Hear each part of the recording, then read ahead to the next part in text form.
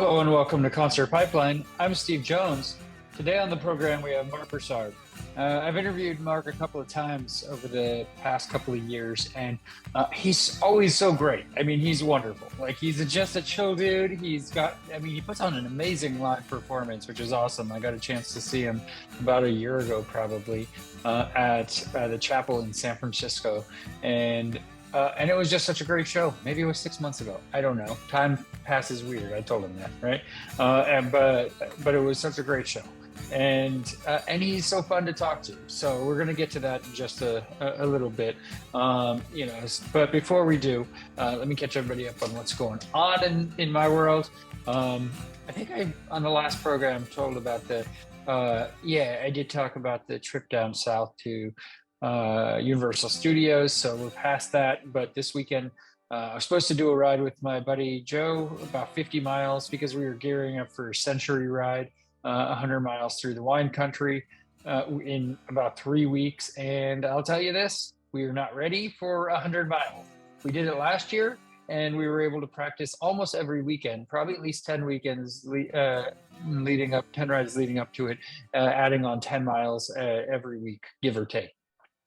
This year, not as much. We don't live as close to each other. It's been rainy. There's been illnesses, not on my side, we'll say, but on A side, and so we haven't been able to get the same practices in. We've only been able to get 3 practice rides in. We were supposed to practice ride today. It didn't happen. So I went out on my own and did 22 miles today. It was a really nice ride, and I enjoyed it, going, through the hills in a different area than I'd been before, by recommendation of my buddy John. And so that happened, but we're going to probably get a practice right in later in the week. But we agreed, we talked about it earlier this week, and we just agreed, hey, we're not there. We're not, 100 miles. Can we do it? Yes, we can, but we don't need to. We don't have anything to prove. And what I told Joe is, you know what? I can appreciate that you're bringing this up right now, but what it stems back to for me is a handful of years ago, maybe 2016, we did a triathlon with his buddy Aaron, and all 3 of us went in on it, and it was great. It was a lot of fun, and the next year I did the same triathlon again. It was a sprint triathlon, not a full triathlon or anything, but still a lot of work. I did it by myself, though, the second year, and the weather was not as perfect as it was the year before. The water was really cold for the swimming part, which made the biking part really miserable, like straight up fucking miserable. And people were getting hypothermia. I was wearing a sweatshirt over my biking clothes and had my hands in my sleeves and was blowing and I'm trying to keep warm. And then I'm like, and no one was there to cheer me on or anything. It starts really freaking early in the morning.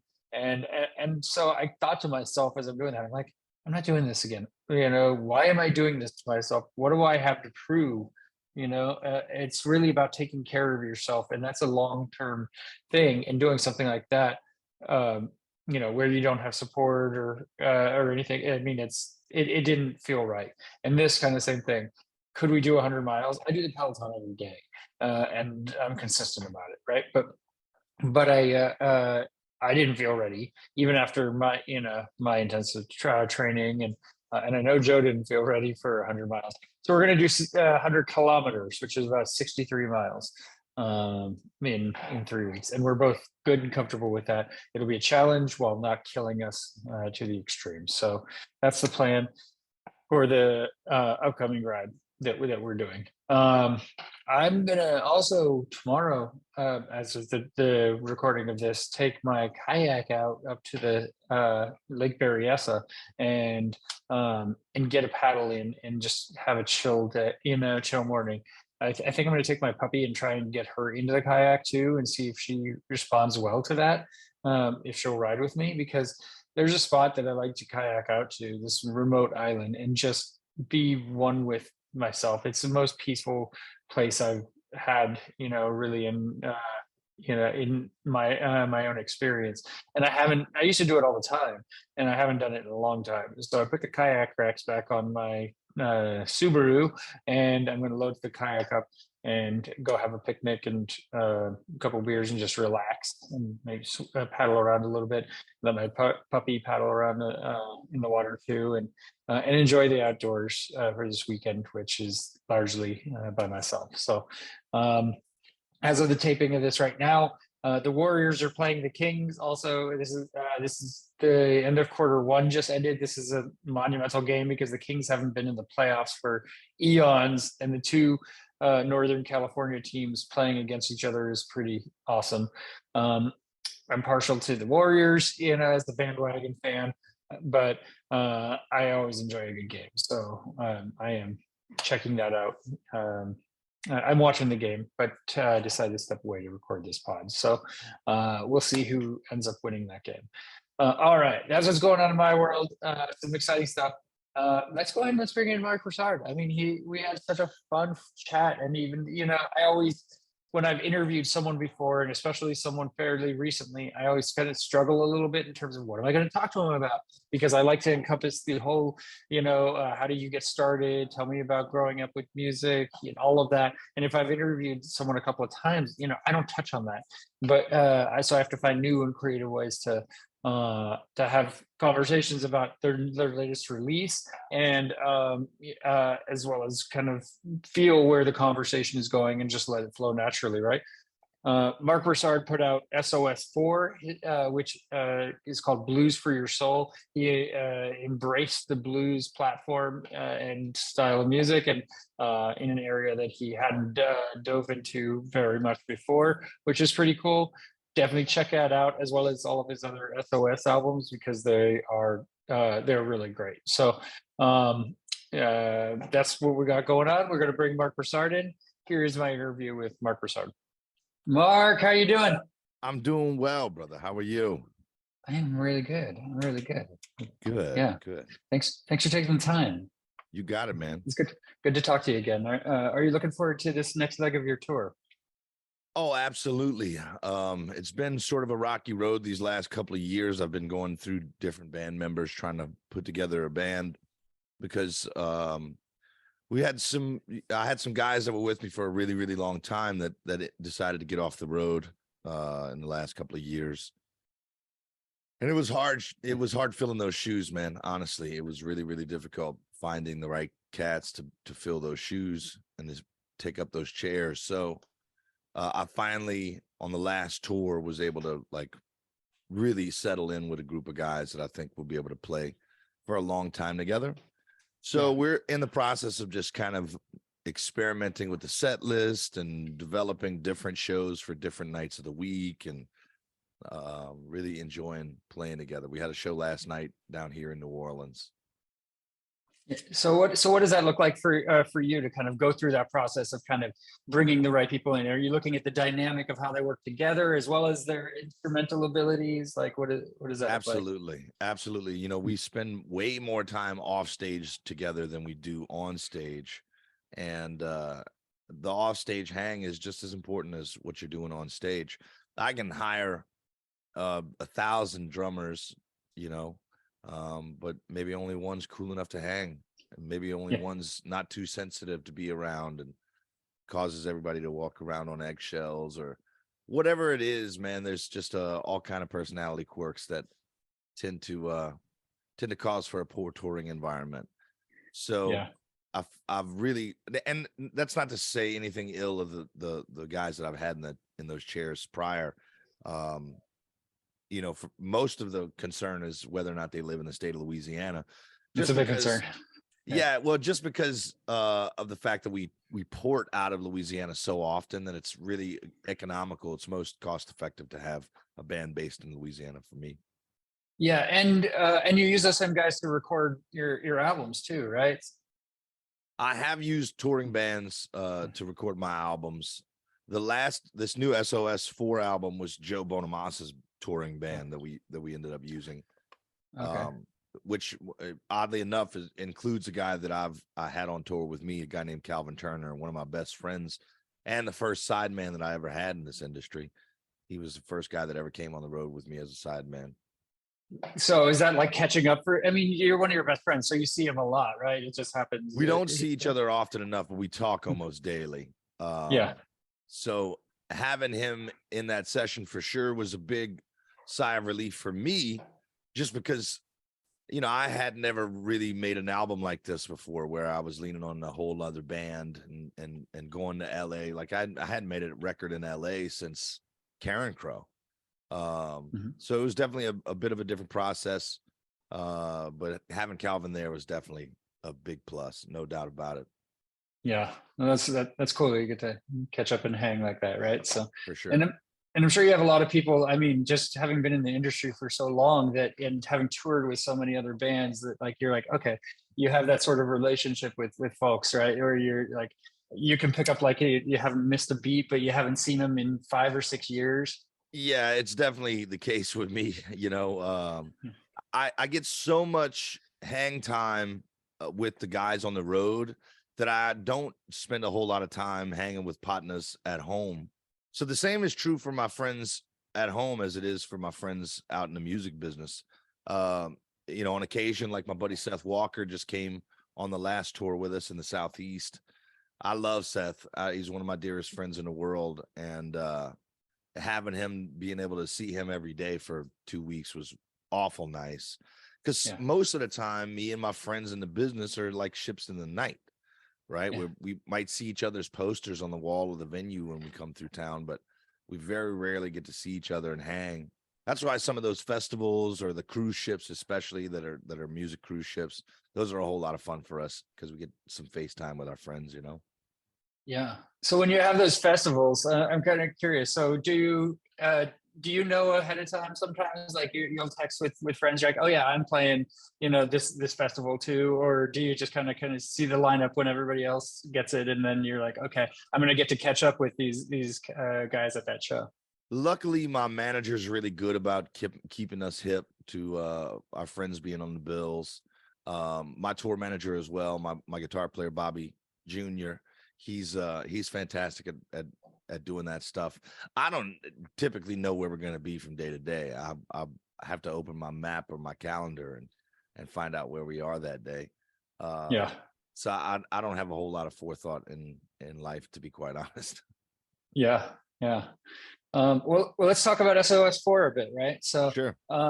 what I love about your approach is, with these SOSs, is that, I mean, you're able to do it so quickly, and still create such a great product. You make it seem kind of seamless and easy. I know you created this album in like 2 weeks. SOS3 was, I mean, you wrote that on a plane flight, right? So Yeah. tell me that process for you, like how it just comes about and how you get in that mindset to create it.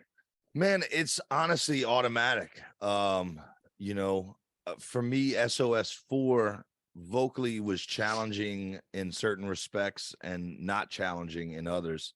So there are songs like "That's What Love Will Make You Do" or "I'd Rather Drink Muddy Water" that are vocally very challenging. "Driving Wheels," it was the tallest mountain to climb on the album, simply because Al Green's got so much attitude on the original that I didn't want to lose any of that, or try to fake it. You know, I needed to spend more time with that song than the Yeah. others. But then there's a Sun House tune or a Howlin' Wolf tune that technically are not very difficult to sing. They're really low in my register. Um, so they really more involve just getting into a character, kind of finding the skin to sit in and sitting in it and staying in it and living in it. And oddly enough, those were the songs that got the biggest reaction out of the guys in the band. When we were tracking, they would Yeah. they would come and freak out. Man, can't believe you did that. And all I did was, early this morning, I was all locked up in jail, and I coasted the whole freaking way. And Yeah. that's what was called for. Um, so yeah, man, I don't really, again, don't really think about much, other than just going in there and singing my heart out and Yeah. getting into the right character, you know? Yeah. And I mean, the other thing that's kind of really impressive also is that, I mean, again, having done this for so long, I mean, you have kind of your own style, but like the blues is not what you're known for, right? Sure. But you come in and you do a blues album, and then it hits #1 on the Billboard Blues album charts. And so is that, what is that like for you to just be able to come in and do this thing and it'd be just great, right? The #1 spot was pretty surreal, just because I haven't paid attention to the charts in a very, very long time. It's Yeah. not been on my radar at all. So that was very, very pleasant surprise. Um, it doesn't necessarily translate to any like wild uptick in ticket sales or anything like that. But it is a very nice thing to be able to say, that my album debuted at #1. To be honest, man, the blues has always been in my wheelhouse. It's definitely always been there. I'm just more familiar with Donny Hathaway's catalog than I am with Bobby Blue Bland's catalog, But I've always had a tremendous amount of respect for Bobby Bland. So to be able to step in here and especially run with the big dogs like Bonamassa and his crew, and hold my own is definitely a big vote of confidence, and it encourages me to continue making these SOS albums and chasing down everything. I think they'll end up being a country SOS at some point. They'll probably be a gospel SOS at some point. Heavy metal. I think there'll be a dark Broussard phase for sure. My Yeah. son is dying to make an album with me, and he's a big fan of it, of the heavy stuff. So I might get into it. We'll see. Yeah, I'm sure whatever direction you go, you'll be great at it. So I look forward to it. Yeah, and so tell me about working with Joe. What did he bring out of you for this album? Like, what did he bring to the package? Well, man, honestly, I initially just reached out. I actually reached out to Calvin to pitch him, on this idea that I had about making this blues album. Because we're so close, and because I respect him as a musician so much. I kind of pick his brain on. He's been a part of every one of these SOS projects, whether in spirit or in person. And so I reached out to him, just saying, I'm thinking about doing this blues thing. And he says, "Man, look, I've been working with Joe and Josh these last couple of years doing some string and horn arranging, which I didn't know. I probably could have put 2 and 2 together, because he and Josh were in a band with Raphael Sadiq. They were in Raphael's band together for years. Same with the guy on drums, Lamar Carter. So anyways, Calvin says, I've been working with Joe and Josh doing horn and string arranging these last couple of years. You should reach out to them. They could probably help you put this thing together. I said, well, you grease that wheel from your end. I'll reach out from mine, and we'll see what happens. And I really honestly was just reaching out to have those guys help me pick songs more than anything. And kind of walk me through the process, and so that I didn't come in there and like just bull in a china shop wreck a genre that so many people hold in such high regard. I wanted to approach it with as much respect as possible. So it very rapidly progressed once they got it in their hands to them producing the album, and the album being released on Joe's label. And I said, Joe, this is a charity album. We give the money away. And he said, no problem. I don't have a problem with that at all. So it was sort of a whirlwind kind of a thing. And apparently that's the way they like to work. They like to get things done, Joe and his people. So it happened very, very rapidly. And before I knew it, we were in the studio in LA. And then luckily they had to produce an album down here in my backyard, basically, at a studio called Dockside. They came down to produce an album on Mike Zito, and I was able to finish Driving Wheel. I was able to get the final vocals for Driving Wheel, and we were also able to get my buddy Roddy Romero to come over to the studio and track some guitars on Cuttin In. But it all happened very, very, very quickly. Yeah, no, for sure. Talk to me about recording at Sunset Sound. I know that was, I'm sure there's an energy there that's just incredible with some of the artists that have recorded there. Man, what a special place to be able to record. There's a jukebox in the lobby that's got nothing but #1 hits that were all cut in that studio. Oh, that's awesome. It's badass. There's gold and platinum records all over the walls. Keanu Reeves showed up at one point because he's a bass player, I think, in a heavy Yeah. band. Is he And still doing that? I know he I, was in Dogstar like 20 years ago. I saw him actually I don't in know if it's Dogstar. Dogstar or if it's a different band, but he was checking out the studio to see about renting a place. Yeah, And we were able to get a photo with him. It was that's just too cool. good to pass up. Joe said it. He was like, we have to get a photo. There's just too Oh, you good got memories. to. Yeah. Yeah, because like Eric Krasno was there that day, and we had to get that photo. So we got a photo with old John Wick. We were flying through it.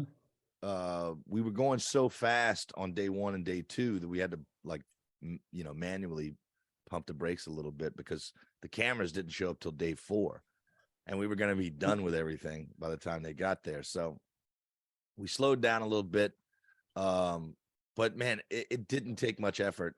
It's when you're working with guys of that caliber, there's really not much that needs to be discussed, even on the songs that you kind of mess up. Even because like the Howlin' Wolf tune, the original Howlin' Wolf tune is nothing but like a 1-string guitar and maybe a harmonica and like a funky piano in the background. It's like there's not much to the track, so you have to take some license to bring it up to date at all. Empire State Express, another one that didn't have much on the original, so we had to take some liberties. That was a fun one to come in and make. Man, I had gone to bed the night before thinking about how I wanted it to be done, and I was like, man, this thing needs to feel like a train catching speed. And so I came to the studio the next day and basically just said that to the guys. And I said to Lamar, like, I want this herky jerky kind of wild beat. And he didn't understand what I was saying exactly at first. And then Calvin said something to him. I don't even know what Calvin said to him, and it was just perfect. And I actually had the guys speed up on every verse on that first rehearsal take. And it was kind of campy. It was a little too cliche. So we just kind of sat in that pocket after the initial intro is like all loud and then breaks down. And we just sat in that groove until the end of the song. And then the train gets up and going, man. And that song is some strong coffee, as Bobby Jr. like to call it. I think it's an apt description of that song. That's probably my favorite song on the album. That's awesome. That's awesome. And you mentioned Cutting In. You have a video for Cutting In, Yeah. which tell me about pulling this video together and working with kids and that sort of thing. How did that come about? Yeah, so my manager called up and said we've got a director on board to shoot Cutting In. Here's the treatment, and I read the treatment and I loved it, but I didn't feel comfortable playing the star. There was just something not romantic enough for me about it. So I remember there was a movie that I saw years ago called Be Kind, Rewind. It was a Jack Black and Mos Jack Def. Black. Yeah. And they did this like Fats Waller kind of film. They made a little short film about Fats Waller in the movie, and they used kids as the actors. And I always thought it was precious. I love kids. The Lullaby album and the book is a testament to my love of children. So I had always wanted to shoot, ever since I saw Be Kind, Rewind, I had wanted to shoot a video. In fact, I had a video treatment in mind years ago for a song of mine called Yes Man that I was hoping to pull off, but never got to do. So when I read the treatment from Taylor, the director, I said, man, this is the perfect opportunity to get some kids in there. And he loved the idea. So he set about casting. The star was a little kid from Austin, Texas. He and his mom and his grandmother drove all the way in. And I think he was like excited because he said his grandma could get a free hotel room or something like that. I don't have a clue what those kids got paid, and I'm pretty sure it's not much, because we didn't have much of a budget for this video. If I had to guess, Sure. but I didn't know any of the financials behind it. But it was all done in one take, right? Like it was. Yeah. So Yeah, there's a bit of choreography involved for sure. But those kids are all super pro. They're all actors. So they hit their marks, time and time again. It was really more about how how well the camera could operate in that space. It's very difficult.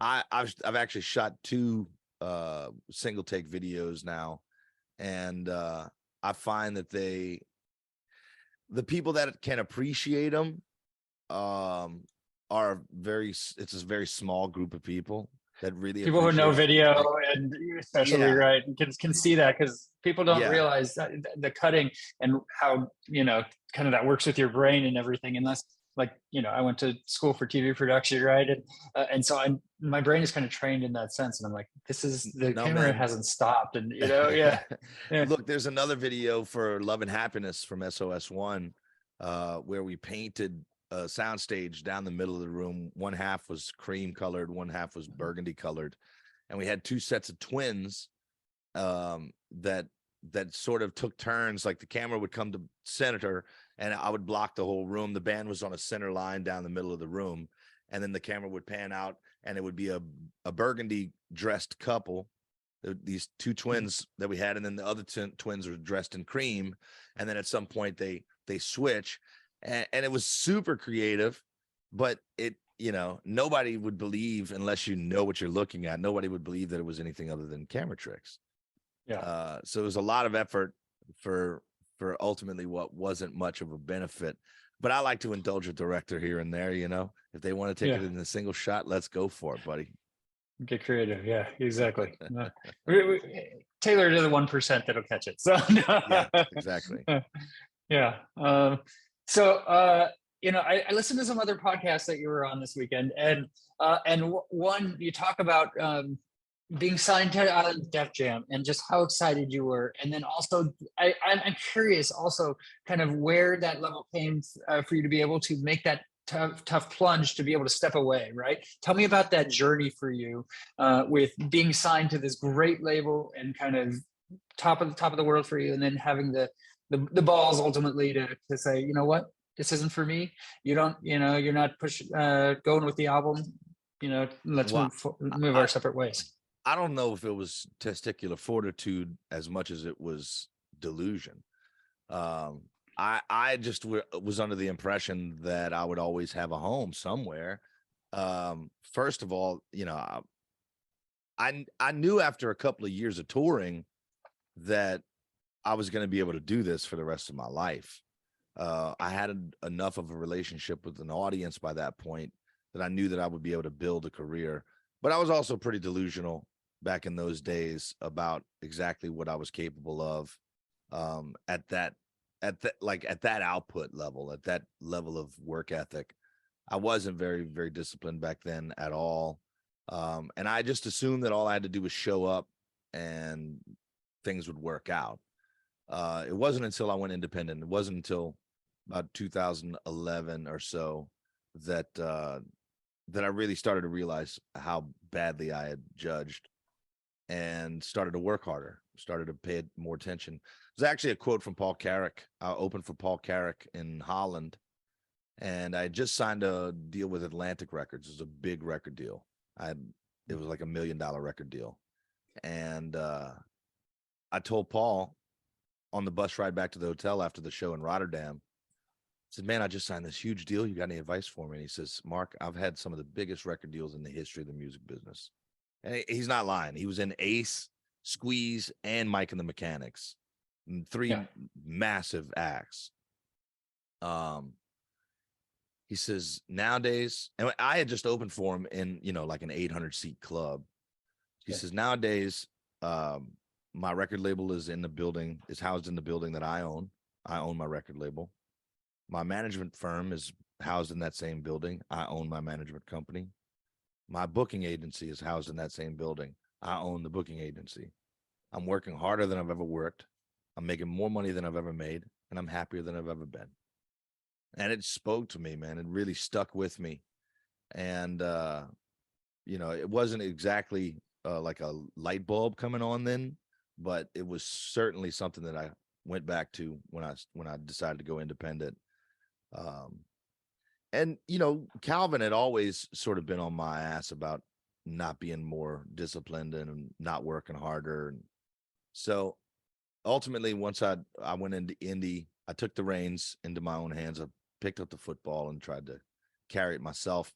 Stopped worrying about home runs so much and started focusing on singles and doubles, and things just kind of worked out. You know, we got back to basics on tour, started paying guys what they were worth, and we were able to really have a nice run in these last 10 years or so. Yeah, and that's what allows you to do the SOS albums. And I like that also, you know, you choose a different charity for each one, right? Do you want to talk about the charity for SOS 4 that you've chosen? Well, we choose a different charity every project because I'm not trying to reinvent the wheel here. There are lots of organizations that are doing fantastic work on the ground out there. So I'm not trying to step on anybody's toes or create, you know, some new big old hole in somebody's budget somewhere. I want to be a contributor to these programs that are doing good work.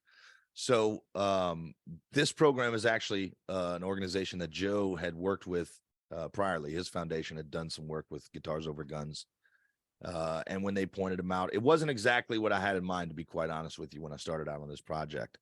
The initial impetus for doing a blues album was to raise money for issues around incarceration.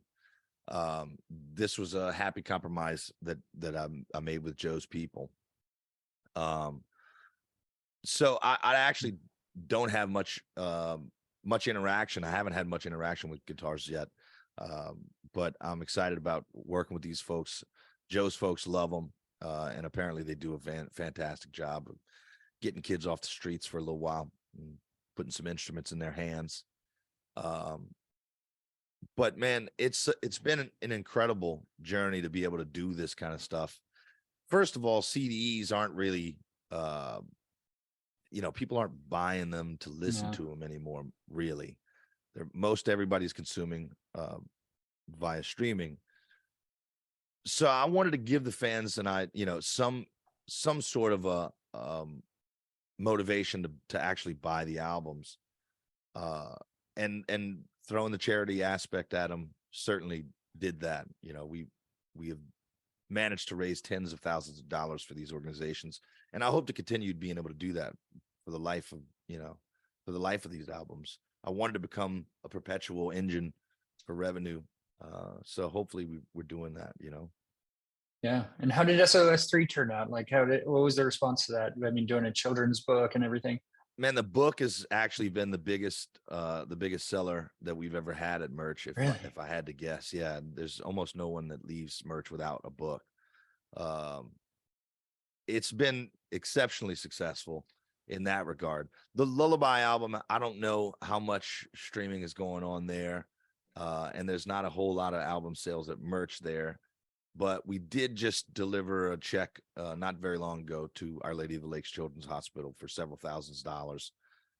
So yeah, I mean, again, we're always trying to push these albums and make sure that people know about the organizations that we're supporting because of it. You know, it's been, like I said, exceptionally rewarding to be able to do it and to be able to incorporate this stuff into our business and have it be so successful. Yeah. I knew it would work. It was actually a lot of really tough conversations with my managers to convince them that it would work. I wanted to give every dime away, and they were like, look, we're with you here. Yeah, we need something here. We got to cover some of our costs here. So let's incentivize ourselves a little bit more. That's fair. Yeah. Your oldest son is a guitar player, and I think at times you've offered for him to be in your band when he's got the chops, right? But now you're kind of pushing him to go in a different direction. Is that fair? Well, he's not developing the chops necessary to make it in the music business, in my opinion. That's just my opinion. He doesn't respect my opinion about the music business much, or at least hasn't in the past. So yeah, I mean, I'm encouraging him to go get a job somewhere, like go get a trade, go learn how to fix refrigerators for a little while, so you get hungry enough to actually practice your guitar the way you need to. But he's into the heavy stuff, and that's sort of a different technical skill set than what's required to be in my band. Um, and he loves that stuff, like, and he's very good at it, and he's, you know, got a lot of friends in that scene. He just doesn't have a band currently, I think. He's always Like, I don't know, I can't keep up. yeah, he's always jumping from band to band.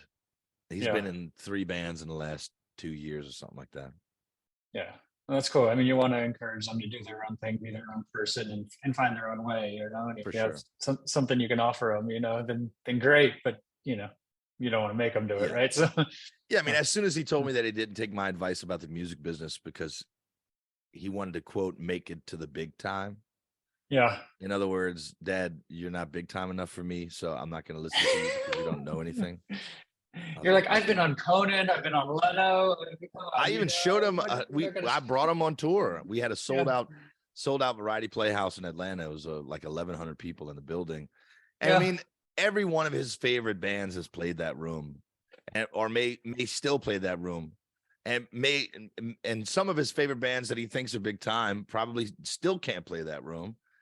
And I showed him I pulled the curtain back and I showed him 1,000 people in a room, all there to see his dad. And I said, "This ain't big time enough for you yet, buddy." you know. He says, "Honestly, no, Dad. Honestly, no." I was like, We can't win. We "Okay, can't win. You know, it'd okay. never be Well, cool, right? So to our best of kids, luck." figure it out on your own. Uh, it, any of your other kids have musical aspirations or interests? Like, do they pick that No, up? my daughter is really into musical theater, and she's kind of playing with the idea of joining a local theater troupe here. Um, she's not pulling the trigger quite yet, but she's got a nice voice. Our other son, Gib, he's 17, he'll be 18 this year, is he's got a nice voice actually. When he lets it rip, he's got a nice voice. When he wants to make his mom smile, he'll sing along to Bruno Mars as at the top of his lungs for her, and he sounds good. But he's also a really, really talented visual artist. He's a painter, and he's phenomenal. I've purchased almost everything that he's done. In fact, I have a few here. Yeah. These were just these are just some drawings that he had done in a drawing book that I bought. I really like this one a whole lot. This is an interesting piece. Might be a Oh wow. little too bright there. Yeah. Um, this is also another piece that he did that I think is really spectacular. It's just Wow. interesting Yeah. little That's cool. shit. He's a freakishly talented little kid. I buy everything that he's done. He does all these weird little smiley faces, and yeah, I mean, And I love his yeah, stuff. yeah, they have depth. I like it. That's cool. He's got a style for sure. And there's some bigger pieces in the other room. Um, this thing is crazy. This Oh yeah. this eyeball is it's such a gnarly little piece. And there's his signature happy face just done like as a clown face. He's got a style, man. It's hip. Yeah. I love him. I love the kid. And then our youngest, our baby, she's 11. She's still figuring some things out. She's a doll. Hold on, my wife needs to talk to me. I'm doing a podcast. Okay, hold on. Yeah, you're good. She needs to grab the checkbook, y'all. Come Oh, on. okay, you're good. You're good. Nothing to see here. No. That's Oh, look. This is her pregnancy mold right here. This oh, is really? her pregnant belly from back in the day. How did you get that done? Tell me about that. We had a friend that's an artist who wanted to do this plaster mold, so she just covered my wife's whole belly area and did a plaster mold. Which kid was that? I'm not sure which one that was. That's Okay. we have several. I'm not sure which Yeah. one it was. There are a couple hanging on the wall there. That's pretty cool. That's pretty cool. It's pretty hip. I like it. So we just passed April Fools, and I know you're a little bit. You've done some pranks in your time. So did you get any pranks in on April 1st? No, I didn't get a chance to, unfortunately. We were just hanging with my brother. Actually, we were celebrating my brother's birthday, Uh, so we boiled some crawfish. I didn't even think about April Fools, to be quite Yeah. honest with you. No, not this year. Yeah, I know. I do like to get a good prank in every once in a while, but not on April I Fools. heard It's obvious. It's too obvious. it's too obvious. I heard your prank on your Uncle Jerry, Yeah. and that was really enjoyable. That was That's the cool. best prank I've ever pulled. That's the best prank I've ever pulled. Hat tip to Seattle PD. Rock on. Yeah. Yeah. And so obviously you mentioned it on different podcasts, but I mean, just to kind of address it, I mean, you pretty much made him think he was getting arrested for having an extra bottle of mezcal, right? That's right. Yeah. Yeah. A friend of mine worked for the Seattle Police Department, and I convinced her to mock arrest my uncle for bringing one more bottle than was allowable from Mexico, one more bottle of mezcal. You're only supposed to bring 2. He brought 3. And he didn't even live in the city limits of Seattle. So like, it was hilarious though, man. Me and Brandy Carlisle and my cousin are hiding in the bushes at my uncle's house. And I thought he was going to pop an artery when they put my aunt in handcuffs. When they put her in handcuffs, I thought he was going to have a heart attack. So I ran around behind him, and he's holding this warrant that I signed as the judge. And he says, I need to see the warrant. And when he grabs it, I reached over his shoulder and I said, look, see, the judge signed it right there.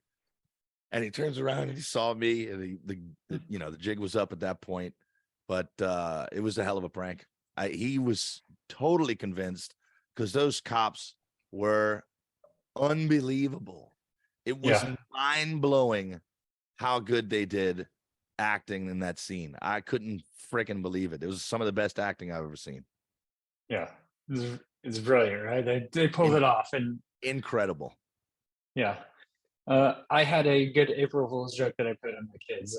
I'll share it. It's pretty enjoyable. So later this week, it's spring break. My buddy and I are taking our kids, and he's bringing his wife, and we're going down south, road trip, co-family road trip, down to Universal Studios to go to Mario World, right? And our boys are super into Mario, and it's gonna be great. They've been sick for a week, my buddy and his wife and kid. Like his kid missed all last week of school, and so my kids know that they've been sick. And I'm like, look, I told him, I sat down. I was sitting with him when I sat on the couch, right? And my daughter came in from the garage, and I was like, look, we need to talk. Joe just texted me his family's, they're sick, and they're not going to be able to come on the trip with us to Universal, right? Oh no! And as I'm telling that, I was fibbing about the text, but then as I'm telling that, Joe actually called me, and I'm like, this is perfect, it's a lineup. And so I answer, I'm like, yeah, Joe, I just told the kids that you guys can't come on the trip, because you're so sick, and he's like, you want to put me on speaker? And so I put him on speaker, and he told them, and I don't have a great poker face with my daughter, especially, right? Like, she can tell what I'm like. And so I see her, she's sitting on the stairs, and I turn my back because I'm like going to break up, right? Sort of thing, laughing, but he's talking and I'm facing my son. And so then, a minute into this, she runs upstairs and she immediately gets on and she FaceTimes her friend and is like, hey, we have extra tickets to Universal. Oh, no. you should come with us, sort of thing. And so I let her finish her call. I finished mine.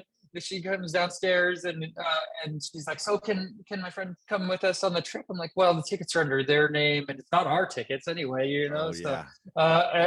and you're gonna have to tell her that you got April Fool's prank, That's awesome. She's almost 13, and so she didn't think it was awesome. She went in the backyard and she was crying. She's like, I've never been able to take a vacation with my friend, and you and my brother get to take vacations with your friend, and and I'm like, well, yeah, okay, but in fairness, you invited your friend without even asking us if the ticket. So yeah, that ain't my fault. No, I stand behind it. I stand behind that prank. And that's a good prank. It's a good one. Thank you. Okay, your blessing. Strong, it means a lot. So I thoroughly encourage messing with your kids, bro. Yeah. Thoroughly encourage it. I think messing around with your kids is awesome. And it didn't. No one was hurt, really, right? Yeah, exactly. No. A little occasional humor, a little jump scare on occasion when they're walking down the hall. It's always a good time. no complaints, right? No Yeah, complaints. So for sure. yeah. So so as we went out, you have this tour starts tomorrow. And tell me what you got planned. You bringing some SOS4 in there? Like Absolutely. what does Yeah, this look like for you?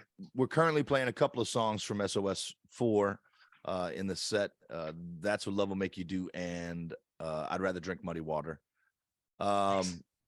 We are, like I said, kind of still experimenting with the set list, but I really like the set list that we've been doing on the last run, especially. It starts with Hurricane Heart, and we do a song called Paradis that was on a Live at Full Sail album. I don't think I ever recorded it on a studio album, but Hmm. I love that song. It's a tribute to my home state of Louisiana. And then we just kind of go on a little journey. I'll do a sort of an acoustic set in the middle of the show to get Beauty Who You Are and Lucky usually in there, because we get a lot of angry emails when we don't play those songs. Yeah. So Don't many, want those. so many of my fans have, yeah, they danced at their wedding to that song or one of those songs. So I generally have to play those, and then we tear it down after that. Man, we go balls to the walls. Play some Rock Steady, Fire. There's a new single that we put out a few months back that I love playing. It's so much freaking fun to sing that song. It's kind of a throwback. I was actually looking for a song that was had the same vibe as Al Green tune called "Take Me to the River." That's what I told Eric Krasno. I was like, man, go listen to "Take Me to the River," get some inspiration, and send me a track. And he sent the track, and I love that song so friggin' much. It's so fun. Shot a music video for it. That was my music video dancing debut. Yeah. I got my like single lady vibe video going on. I got a couple of girls dancing with me. It's fun. That's good times, you know? So yeah. So I yeah, want to commend you. you Oh, can go ahead. expect to cry a little bit, and you can expect to dance a whole lot. Bring your dancing shoes. Yeah. Do you and you get out here enough, but do you have plans to come out back out to the West Coast anytime soon? We'll be there later this year. Absolutely. We always come Okay. around the fall. We Yeah, always yeah. the West Coast around the fall time. So we'll be out Yeah, there I think later this year. I saw you at the chapel. I guess it was 20, was it 2020 or because did you play both years, 2020 and 2021 there? Uh I don't think we played 2021, but Okay. we did the chapel again last fall. We Okay. played there Yeah. about 6 months ago. Right. Okay. Yeah. Time blends all together. Like, I know, but I man. saw that it was a great Nuts. set. So Look, yeah. can you, if you can imagine, just imagine waking up in a different city every day and Yeah. try to keep track of it all, man. It's impossible. I couldn't do it. No, no. Yeah. I was going to commend you on as I was watching some of your videos, kind of to prepare. Also, so your take of "Somewhere Over the Rainbow" was really, really great, man. You know, Oh, like, thank you, brother. yeah, My dad loves playing that song so much as a guitar player. So we wanted to do a really nice arrangement as a tribute to his love of that song. Um, that whole album was a lot of fun to make, man. I'd rediscovered Andy Williams making that album, and I had written off Andy Williams as my grandparents' music. You know what I mean? But I fell in love with his voice trying to make that album. I couldn't shake it. Nat Cole too. Like some of those vocals are really just so good that you don't even want to do anything different. yeah, Which is always tough when you're doing covers, especially covers that people really love. It's always a little daunting. That's why I don't really do like, there's certain songs that I won't do, like A Change Is Gonna Come or Hallelujah. I'm like that. You know Leonard what? Cohen. These songs have been done. They've been done Thousand. a billion That's the most covered times. song, isn't it? The Hallelujah. Like that is, It's gotta I be. think It's the gotta most. be. My opinion, Jeff Buckley did it the best. There will never be a better version. So I tend to like leave that on the shelf for old Jeff. Sam Cooke, Change Is Gonna Come. Sorry, I ain't doing it. He's got it. He won that Yeah.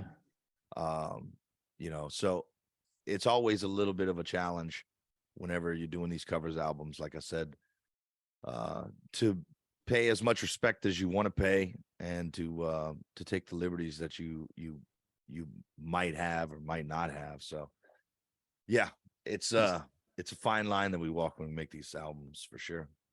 Yeah. Well, I mean, you're focusing on the right areas, right? Because that's what you want to do. You don't want to butcher it. You want to make it your own and pay For respect sure. to it. So hats out to you. I mean, you've done a good share of covers, and you do them really, really well. So Well, thank you, brother. I appreciate uh, that. yeah, and congrats on SOS 4. Really, Thank you really much. solid album. Looking forward to number 5. So Yeah, I when, can't when, wait. We'll see. I don't know what it'll be yet, but we'll see. It'll be yeah, good. It'll be a lot of fun. for sure. Well, good luck on tour, Mark. Thanks for taking the time, and yeah, look forward to You chatting got it, with you brother. again soon, and seeing you when you come back out. Okay. Yes, sir. Y'all have a good one. Peace. That was Marc Broussard here on Concert Pipeline, and that takes us to the final segment on the program, the music news.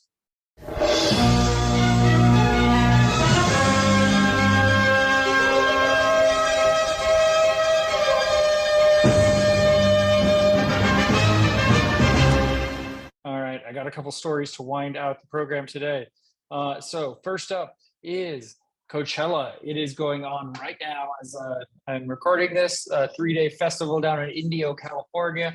They had a surprise announcement for a band that was going to be jumping on their lineup. They announced it the day before the festival started, and it is Blink-182, which is really cool. I mean, what an add to their lineup. Honestly, I don't know almost any of the bands that are playing Coachella. The names that I have heard, I can't name a song from. Blink-182, I can name many songs from, and I've seen them live a handful of times. I've got to hang backstage with Mark Hoppus, thanks to my friend John, who's friends with Mark, and so was pretty excited to check out this performance. I watched the live stream on Coachella's YouTube page and got to watch the whole set live, and it was really cool. This was their first set back with Tom DeLonge, who's been absent from the band for like 14 years, I believe, is what I heard. And they were supposed to do shows in South America, but Travis Barker broke one of his fingers and wasn't able to perform. Can't very well drum too well with a broken finger. You got to give that the time it needs, right? So this show's happening. I hear about it from my buddy John, who's friends with Mark Hoppus, and Mark invited him as a an artist VIP guest, and I mean, and he got to go down to Indio. He doesn't live too far, just a couple of hours, but he went to the festival and got to stand like right next to the stage, and I guess go backstage and stuff, and be legit VIP at the show, which is super cool. So I watched the show. The coolest thing that I saw during the show, besides this, that it was a really memorable set, was that Mark Hoppus said, "Hey, John," I heard him say that on the mic, and I saw where he was looking, but I had no idea where my buddy John was standing or anything. And then I saw his videos that he posted to Instagram later, and it was exactly where Mark was looking. And I'm like, I texted him. I was like, "Did Mark Hoppus call you out during the set?" He's like, "I don't know. It could have been anybody, but I heard that from someone else as well."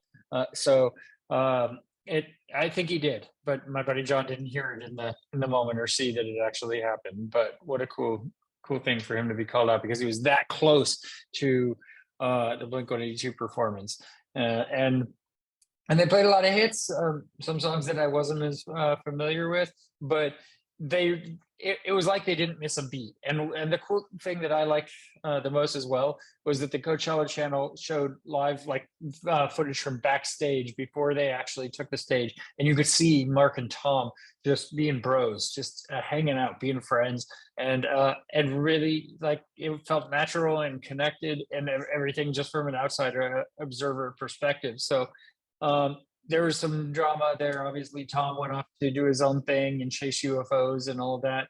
But it feels like it's right for him to be back in the band, and they've got a whole tour planned out. Thought about going to see him, but tickets are freaking pricey, so don't know if that'll happen.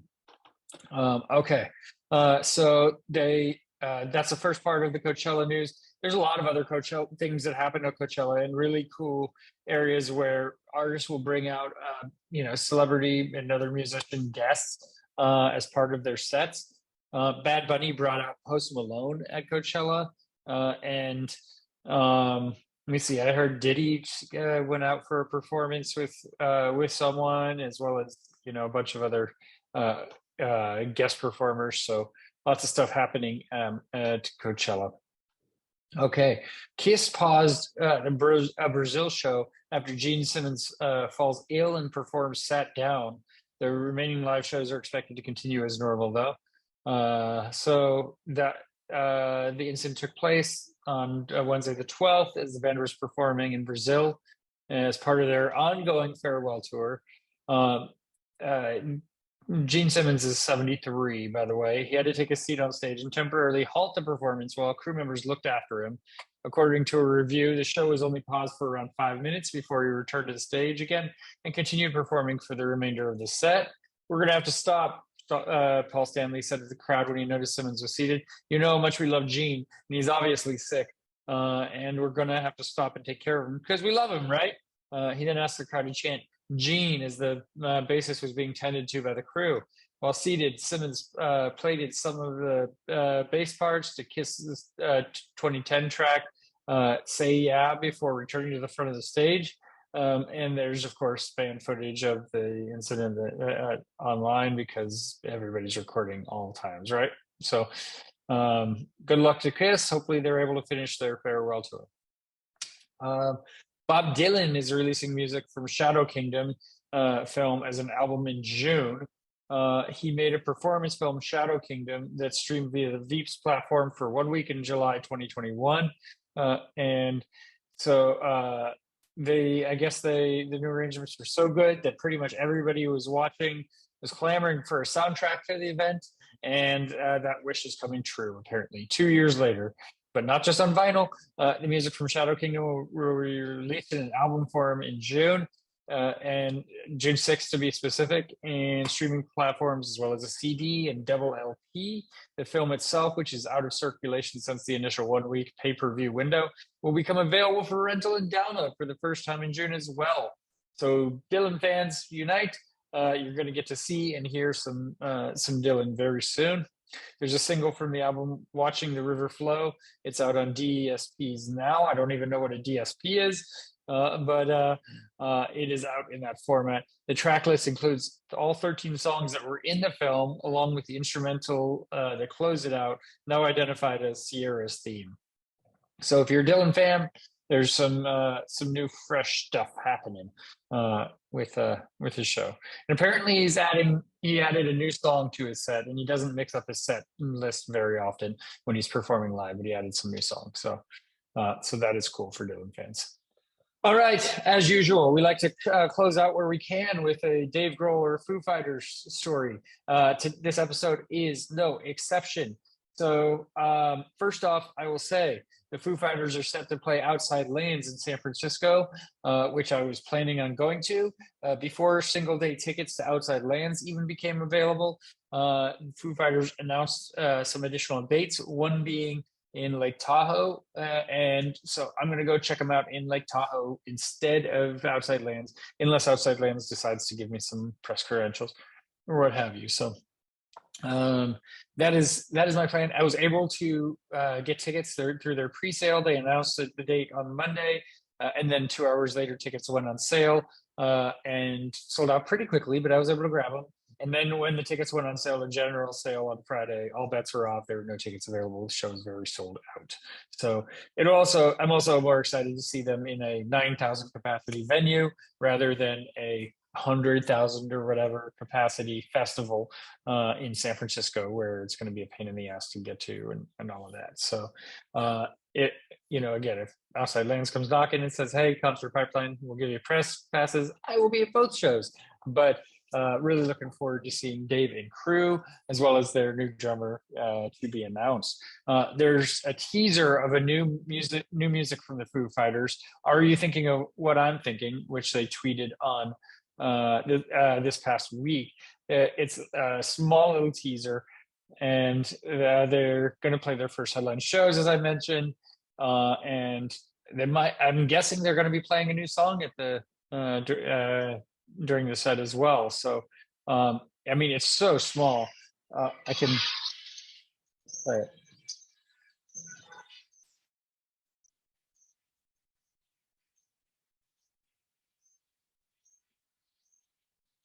that was it. 12 seconds. It's a 12-second clip.